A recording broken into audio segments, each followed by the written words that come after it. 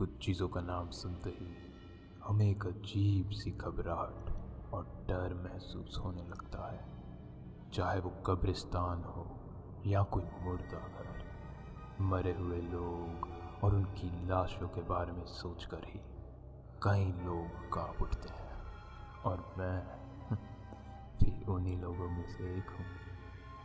आइए आज की कहानी शुरू करें। मेरा नाम अजय है। मैं 25 साल का हूँ और मैं काफ़ी समय से किसी भी नौकरी की खोज में था।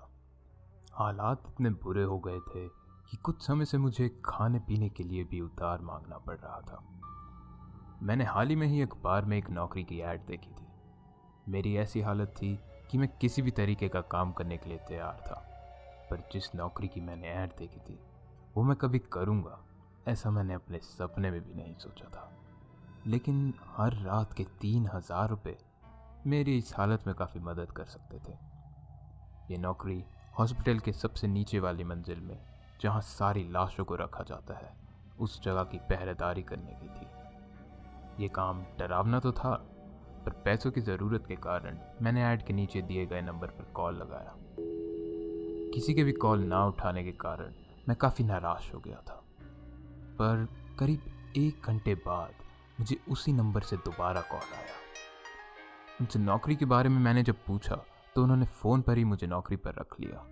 वो मुझे उसी रात 10 बजे नौकरी पर बुला रहे थे, और साथ ही में उन्होंने मुझे बताया कि मुझे हर हफ्ते 20 से 21,000 रुपये मिलेंगे। फ़ोन पर ही मुझे नौकरी दे देना और उसी रात काम पर बुला लेना मुझे थोड़ा अजीब तो लगा, पर हर हफ्ते के 20,000 रुपये के बारे में सोचकर मैंने उन चीज़ों को नज़रअंदाज कर दिया।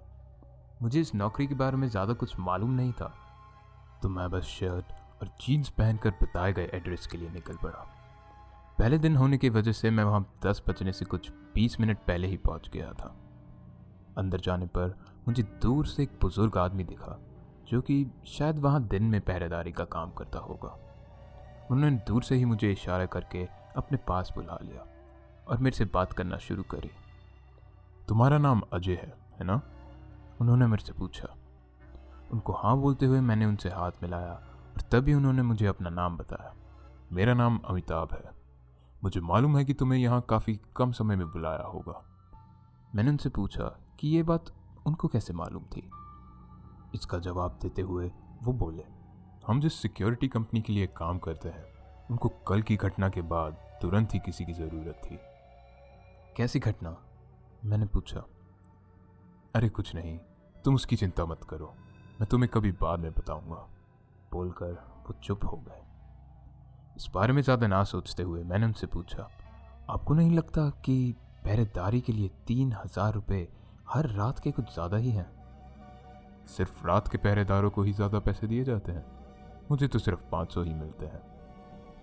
500 और 3,000 में फ़र्क तो काफ़ी ज़्यादा होता है। मुझे अब ये सारी बातें थोड़ा परेशान करने लग गई थी, लेकिन जब तक मुझे 3,000 रुपये मिल रहे हैं, मुझे क्या ही फ़र्क पड़ता है, सोचकर मैंने उस चीज़ को अपने दिमाग से निकाल दिया।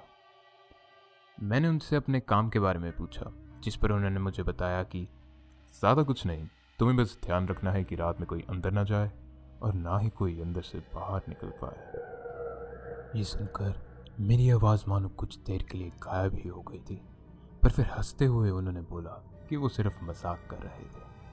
सुनो, अब मैं चलता हूँ, मेरे काम करने का समय ख़त्म हो गया है।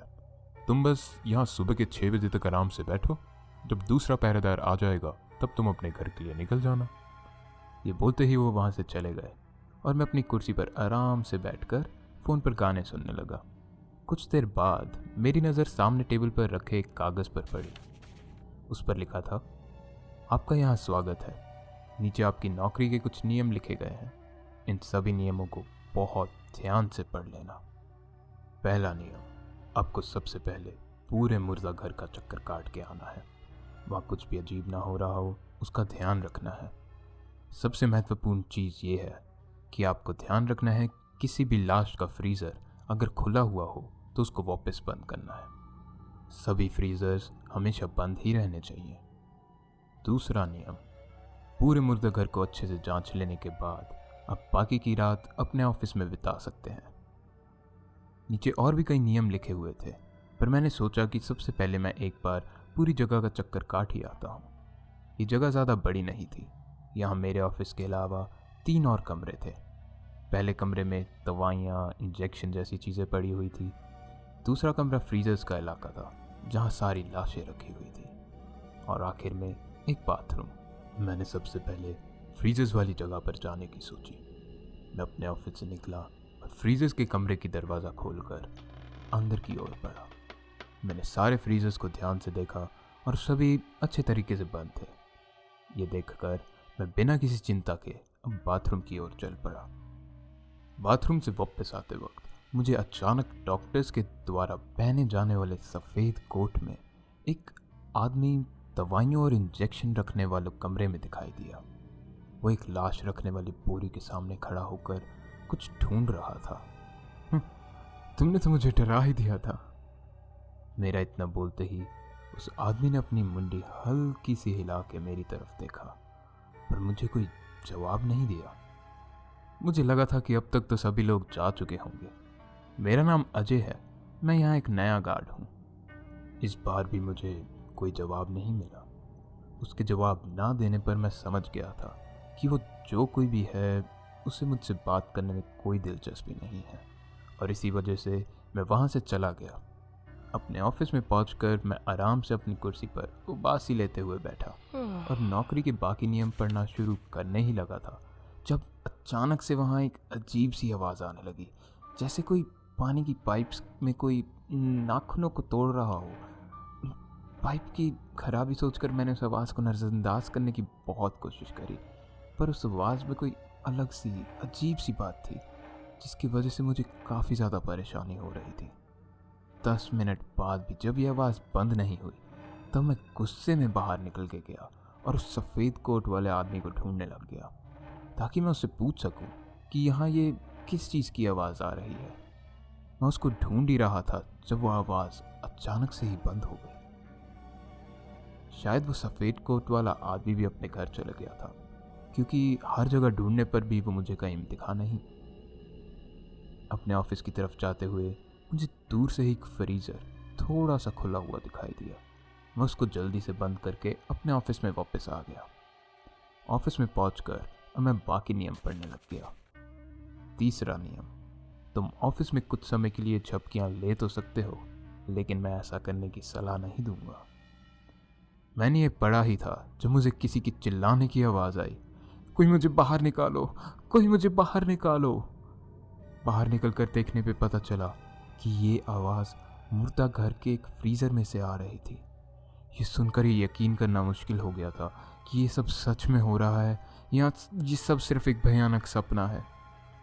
मैं मुर्दा घर के फ्रीजर्स वाले कमरे के दरवाजे के सामने खड़ा हुआ कि तभी वो आवाज़ दोबारा आई। मैं यहाँ सांस नहीं ले पा रहा, कोई मुझे यहाँ से बाहर निकालो। ये सुनकर मेरी दिल की धड़कनें इतनी तेज़ हो गई थी कि मैं उनको अपने खुद के कानों से सुन पा रहा था। मैं मरा नहीं हूँ, मुझे कोई निकालो, मुझे कोई निकालो। ये सुनते ही मैंने मुर्दा घर का दरवाज़ा खोला और ज़ोर से चिल्लाया, तुम कहाँ हो? ये बोलते ही एक फ्रीज़र से आवाज़ आने लग गई, जैसे कोई अंदर से ही उस पर ज़ोर ज़ोर से हाथ मार रहा हो। मैं उस फ्रीज़र के सामने खड़ा हुआ। मैं मरा नहीं हूँ, मुझे बाहर उसने इतना बोला ही था जब मैंने उस फ्रीज़र को एक झटके से खोला, लेकिन मैंने जैसे ही उसे खोला वो आवाज़ बंद हो गई।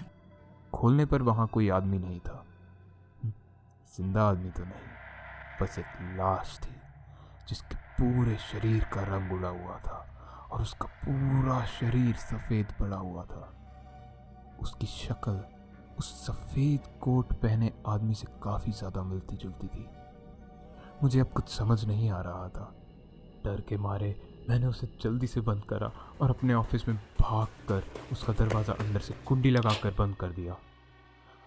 डर के मारे मेरा पूरा शरीर पसीनों से भर गया था। मुझे अब ऐसा महसूस हो रहा था जैसे मैं धीरे धीरे पागल हो जा रहा हूँ। अब मैं चुपचाप अपना सर पकड़कर कुर्सी पर बैठ गया था। मैं वहाँ से भागकर घर जाना चाहता था, लेकिन मुझ में सुबह होने तक वहाँ से निकलने की तक हिम्मत नहीं थी। कुछ देर बाद मेरी नज़र मेरे सामने पड़े नियमों पर दोबारा पड़ी। उसमें लिखा था, चौथा नियम, तुम गाने सुनकर अपना वक्त निकाल सकते हो, लेकिन गानों की आवाज़ कम रखना। पांचवा नियम, अगर तुम्हें मुर्दाघर से कोई भी अजीब आवाज़ आए तो उसको नज़रअंदाज कर देना। छठा नियम, अगर तुम्हें किसी इंसान की आवाज़ आए तो ये करना है कि अगर वो आवाज़ किसी लड़की की है तो उसे नज़रअंदाज कर दो, और कुछ भी हो जाए जब तक वो आवाज़ आ रही हो तुम मुर्दाघर के अंदर मत जाना। अगर वो आवाज़ किसी लड़के की है तो आवाज़ जहाँ से भी आ रही है उस फ्रीज़र को खोलकर बंद कर देना, और वो आवाज़ अपने आप बंद हो जाएगी। ये आखिरी नियम था। मैंने उस कागज़ को नीचे रखा और सोच लिया था कि चाहिए मुझे जितने मर्जी पैसे क्यों ना दे दें, मैं यहाँ नौकरी नहीं कर सकता। मैंने सोच लिया था सुबह होते ही, दूसरे गार्ड के यहाँ पहुँचते ही मैं यहाँ से भाग जाऊँगा। उस वक्त रात के 2 बज रहे थे और मैं बस 6 बजने का इंतज़ार कर रहा था। इंतज़ार करते करते मेरी कब आंख लग गई मुझे पता ही नहीं चला, पर अचानक ही मुझे अपनी कच्ची पक्की नींद में अपने कंधों पर किसी के हाथ महसूस हुए और मैं एक झटके से अपनी कुर्सी से उठा और मेरी कुर्सी ज़मीन पर गिर गई। लेकिन उस पूरे कमरे में मेरे अलावा और कोई नहीं था। इस घटना के बाद मेरी नींद उड़ चुकी थी। कुछ देर तक तो सब कुछ सही था और सब कुछ शांत था। वो कागज़ अभी भी मेरे सामने पड़ा हुआ था। मैंने ऐसे ही उसको उठाया तो उसको पलटने पर पता चला कि उस पर दूसरी तरफ एक और नियम लाल पेन से बड़ा बड़ा लिखा हुआ था, तुम्हारी इस मंजिल पर 10 बजे के बाद तुम्हारे अलावा और कोई नहीं होगा। अगर तुम्हें सफ़ेद रंग का कोट पहने कोई आदमी दिखाई दे तो ये बहुत ज़्यादा ज़रूरी है कि कुछ भी हो जाए तुम ना ही उसकी तरफ जाओगे और ना ही उससे बात करोगे। मैंने सब सही पढ़ा है ये देखने के लिए मैंने वो नियम दोबारा पढ़ा। अब रात के 2:30 बज रहे थे और मैं 6 बजने का बेसब्री से इंतज़ार कर रहा था। तभी अचानक मेरे ऑफिस के दरवाजे पर किसी की ज़ोर ज़ोर से दरवाज़ा पीटने की आवाज़ आने लगी। मेरे देखने पर पता चला कि ये वही सफ़ेद कोट वाला आदमी है, लेकिन इस बार वो जिंदा नहीं लग रहा था। उसके पूरे शरीर का रंग फ्रीज़र में पड़ी उसी लाश से मिल रहा था, पूरा सफ़ेद, और उसके चेहरे पर एक बहुत ही बड़ी भयानक पीले पड़े हुए दांतों से बनी एक मुस्कान थी। मैं ये सब बहुत तेज़ी से इस कंप्यूटर पर लिख रहा हूँ क्योंकि अब रात के 3 बज गए हैं और इस दरवाजे की कुंडी टूटने वाली है और मुझे नहीं लगता कि मैं कल का सूरज देख पाऊँगा।